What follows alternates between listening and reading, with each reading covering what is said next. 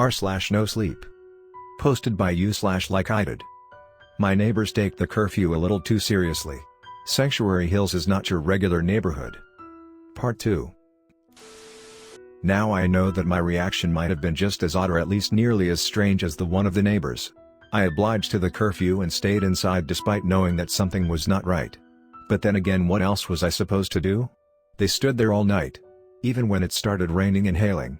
I couldn't help but wonder if they were somehow helping me, keeping me away from whatever caused the torture outside.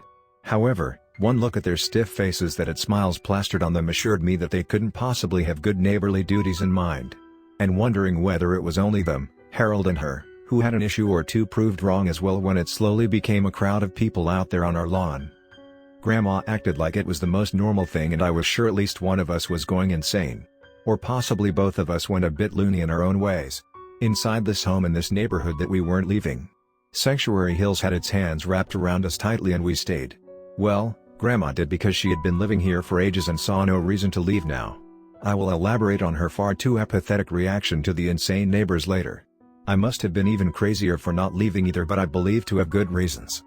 1. I didn't have a car and my only form of transportation was my feet, and walking or even running from those weirdos did not seem like a great plan. 2. I couldn't possibly leave my grandmother, and as previously mentioned, she certainly was not going. I did try to call for help as one should in a terrifying situation as such. It seemed logical to me, and under normal circumstances, it sure would have been. The first one I tried to reach was my mother. My mother, who is the personification of concern and who I normally would choose last to share my fears with simply because she is so terribly anxious. And no, she didn't try to talk sense into me or prove to me that everything was fine and well. No, she acted awfully worse. Our call went just the same way as it did with anyone else I tried to reach. Mom, I don't know what to do. I think we might be in danger. Grandma is not. Oh darling, say hi to your grandmother for me. I haven't called her in ages. I am an awful daughter, aren't I? Mom, no, you need to listen. Something is terribly wrong. Are you making sure she is eating well? I know how she adores sweets, but what is going on? I shrieked. Mom, I can't get a hold of the police. I don't know what to do. Right, oh honey, I almost forgot. Make sure your grandpa takes his medicine. After those words, I hung up. My mother couldn't have possibly forgotten that her own father died more than a year ago. My hands were shaking, no, my entire body was trembling. At first, I believed that only the people in Sanctuary Hills were going insane or have been insane all the time without me consciously noticing, but now it was spreading. Believing that maybe, just maybe, it was only my family, I called others too. All sorts of numbers I had in my phone. Friends, old colleagues, and even an ex. Every conversation went like me talking about one thing and them responding to questions I never asked. For the rest of the night, I locked myself and Grandma inside her room. She went to sleep and I went crazy until morning came. After numbing down from the shock just enough, my mind started calculating and racing through every logical explanation, as well as illogical ones including their prospective outcomes. Like a machine, my head went through the algorithms. No result was satisfactory, however. Everything was nice and normal and fine. That's what Grandma assured me was happening. I still wasn't sure what to do next. Our lawn was empty, but I did see people walking around outside as they do each day. A postman walking around, filling the peculiar mailboxes, gardeners watering plants, and children playing hopscotch. They all appeared so awfully regular that I almost decided to open the door and talk to someone, but somehow I couldn't bring myself to turn the doorknob. I was too anxious. The curfew wouldn't start for another many hours, but I didn't dare to leave the house. It proved safe last night at least. More hours passed and I eventually fell asleep from all the exhaustion and from staying up all night. It must have been late in the afternoon when I woke up again. When there was a knock on the door later in the evening, my heart skipped a beat. I started cold sweating only thinking about those neighbors standing outside again. They had left sometime in the early morning, I saw when I quickly peeked through the curtains. I tiptoed towards the door and looked through the spy. It was Jack. I stood behind the door, suddenly too scared to even move. I wasn't sure if I could trust this stranger. No, I felt like I couldn't trust him one bit, because if he was as normal as he appeared yesterday, then he wouldn't be here. Because if he was outside during curfew, then he wasn't safe out there and couldn't stand here normal and fine. I was genuinely sure that those screams came from him. Now I was wondering if he was the one causing him. Mrs. Allen? Charlie? "Hello?" I heard him say through the door, and then he knocked 3 times, but I still didn't move. I prayed that he would leave so I could just plan my next steps. It felt ludicrous being this anxious when the street seemed normal, just as it did the past days that I was here. But it wasn't. After last night, nothing felt normal anymore, even if the appearance tried to make me believe it was. I slowly took a step back, fearing that he might hear me breathe, but that was a big mistake because before I could help it, Grandma had appeared and opened the door. It all happened so quickly, I didn't even realize she was standing here. I thought she was in bed. "Good afternoon, dear," she politely said. "Good afternoon," he responded, and his eyes quickly shifted to me. "Are you okay?" he carefully asked. I stayed silent. "I didn't know that you were acquainted. How wonderful that you're making some friends, Charlie." "Oh, come on in, dear, let me make some tea." Grandma opened the door wide and then walked towards the kitchen and even had the audacity to wink at me. I couldn't believe her. Did she purposely forget the nightmare we went through? I was ready to just slam the door shut, but Jack had already made his way inside. "It's strange how all the houses look exactly the same on the inside," he laughed, and when his eyes met mine again, he suddenly looked a bit more concerned. "Are you ill? I was wondering why you didn't show up. Imagined you changed your mind or something." I breathed in deeply. "I couldn't. The curfew," I said, making sure to closely watch how he'd respond. He raised an eyebrow. "So you decided to be a law-abiding citizen after all?" I clenched my fist. I surely didn't feel like playing this game after the night I had. "Why are you here?" I hissed, and he seemed a bit taken back by my sudden anger. Well, I was a bit worried when you didn't show up yesterday, but..." He paused for a moment. "I didn't want to appear too stalkery either. We don't really know each other after all." So I'm here to check on your grandmother's cameras outside and casually trying to find out if you stood me up on purpose?" He nervously laughed. Somehow, in this moment, he really did seem genuine. I wanted to believe that this was all normal, but how on earth could he be so oblivious to the situation? "Didn't you hear the screaming last night?" I asked. He looked confused. "Screaming?" "Yeah, and if you were outside, did nobody try to stop you?" "Because they certainly made sure I would stay inside." I raised my voice again. "They?" "The neighbors. The ones from the Scarlet Red House and all their psychotic friends." "Oh," he laughed, "I see you met Trudy and Harold. I suppose they are a tad eccentric." "Eccentric? They didn't leave all night." Now he was raising an eyebrow again, and that reaction was really getting on my nerves. "Charlie, is everything okay?" he said in a worried tone. "She had a fever last night," my grandmother, who appeared behind us with a tray, spoke. "She mumbled all sorts of nonsense all night. Nightmares, I suppose." "No, it happened. They were out there, they." Now both Grandma and Jack had that worried look on their faces. "I'm sure something happened, but maybe your mind played some tricks on you?" Jack said. "Why don't you just show her whatever the camera on my lawn filmed the night before? Possibly that will calm the poor child down." Cameras. It was the first helpful thing my grandmother said. Looking at the security cameras must have been the most terrifying experience so far. Not because of what we saw, but because of what we didn't. A couple appeared in the frame. Harold and Trudy.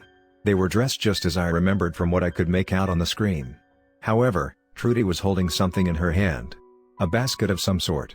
I didn't remember her carrying anything yesterday, but then again, I was slightly distracted by her face, which seemed to be cracking up. From the view, I could exactly see myself when the door opened. I'm trying to emphasize that it was my face that I saw. Until that point, it all made sense, and I felt a shiver only thinking about what would happen next. Except, it didn't. Trudy handed me the basket. I smiled, we chatted some more as it seemed, and then they turned around and left. Soon they were out of the picture and clearly not on our lawn with other neighbors gathering. No, there was nobody, even when we fast forward the tape. I sat there in shock.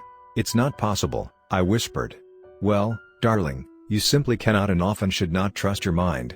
It's trickery." Jack laughed at what she said but collected himself quickly. "I'm sorry, Charlie. I'm sure it felt very vivid. That can happen with fever dreams." "But it's not possible," I muttered, and then with more confidence, I exclaimed, "The basket. She never gave me a freaking basket." "Oh, honey," Grandma said as she pointed towards the stool next to the bathroom, where of course sat a wooden basket filled with biscuits and a bottle of wine. "They really are awfully attentive neighbors, aren't they?" Jack gave me a sympathetic smile. Until this point I thought something was wrong with him. Now he must have been sure I was the lunatic. Grandma had just gone to the kitchen as we all forgot that it was dinner time. I for one had forgotten all other meals as well, and so she jumped up quickly to scramble something up for me that would hopefully unscramble my mind. "If you like, we can watch some other tapes too? If that would ease your mind. I mean, I'm technically not allowed to, but you seem really worried," Jack said to me. I really didn't trust what I saw on the tape, basket or not. I was sure that Trudy had doctored it in one way or the other. My mind was hazy and slow at that point. I couldn't think for myself anymore. All I wanted was a bit of truth. I suppose that's why I didn't consciously notice the announcement. It almost sounded like some sort of background noise that my mind was blocking out. "Attention, attention. Residents of Sanctuary Hills. Please be aware that the curfew begins in only 5 minutes. Find your way home swiftly and have a pleasant sanctuary evening inside your homes." But even tired as I was, it doesn't make sense to me how my legs started moving and following this boy to the threshold of the door. And I swear there was a sparkle in his eye when he took my hand and guided me through it. Only the sudden movement and the feeling of pain brought me back to the moment. Grandma had grabbed my arm, in a sudden and seldom moment of clarity, and pulled me back inside just in time. I didn't believe her weak arms were capable of, but it was so hard I thought my arm might dislocate. "You will not have my granddaughter killed just so she stays out there with you, forever and ever. She is here to visit and will leave when the time is right, and she will abide by the rules just as I have for the past years. Do you hear me?" Grandma was shouting louder than ever before. Jack, seemingly unimpressed, just grinned and turned around. "We'll see about that, Abigail. We both know she won't be able to cross the threshold." With that, he slammed the door shut, but he didn't leave. He stayed right outside. I knew that soon Trudy and Harold and the others would join, but I didn't expect to see their faces glued to our window when I opened the curtain. I jumped back, ignoring the group of neighbors that had gathered. 2 groups. The ones that looked old-fashioned and were smiling, just like Trudy and Harold, and the ones that appeared bloodthirsty, just like Jack. "Grandma, what the hell?" I shouted. She looked genuinely shocked by my sudden outburst. She wasn't used to me getting loud with her. "Charlie," she mumbled. I clenched my fists. I was so incredibly angry. Although suddenly it made sense that my grandmother never came to visit us. She always had an excuse, like back when Grandpa was alive, that he was feeling too sick or that she had too much on her mind to travel. After a while, Sanctuary Hills traps you in. Why did you not warn me? Why did you not tell me to stay away? I collected myself enough to lower my voice, but it surprised me how evil I still sounded. Grandma looked to the ground. She was mumbling something I couldn't understand. "I told you at first not to come, but you insisted." And then the thought was nested into my mind, I couldn't decline. Strangely, this was the first thing she said that actually made sense to me, as I'd been corrupted by their doings as well. They have a way to play with your mind, only a bit, not too much. Not enough to change you entirely, only so much that you won't doubt. You can control it a bit, at least I can. I stop when their manipulative worms dig in too deep. However, Grandma's mind is not as strong anymore. Not only due to her age. Being here and living here, it gradually changes your interpretation of the surroundings. The longer you stay, the more you interact with the people, the more you become a part of Sanctuary Hills. I've come here before to visit and I left without a scratch, though I did always leave before dark. Grandfather used to insist that the roads get too dangerous at night. They never let me stay past dinner, and now it made sense why. I've been corrupted. By Jack and Harold and Trudy on the streets. By the peculiar food we buy and consume, by swimming in the pool. Sanctuary Hills is protecting me, but not for my own benefit. It creates its perfect residents. Bit by bit. If you don't oblige to the rules, it simply will swallow you, as that is the only solution. Jack was helping. Not me, but the neighborhood. Maybe you can leave, but I never will. You see, my love, I don't even want to. Sanctuary Hills has all I need. I could never go, it would rip my heart out, my grandmother said after a long silence. I didn't understand what exactly she meant by that, but then I looked outside despite not wanting to see the faces of those neighbors ever again, and I saw someone new waving at me. Someone was standing there waving and smiling, and while I should have been even more terrified by that figure than by anyone else so far, I somehow felt safe. I somehow felt like I belonged just a tiny bit more. He was dressed very well, his hair was combed and thick, and his smile felt truly genuine, maybe because he hadn't been a part of them for long. And that's when I understood why Grandma felt so safe despite all that was happening here. And why she felt comfortable in Sanctuary Hills.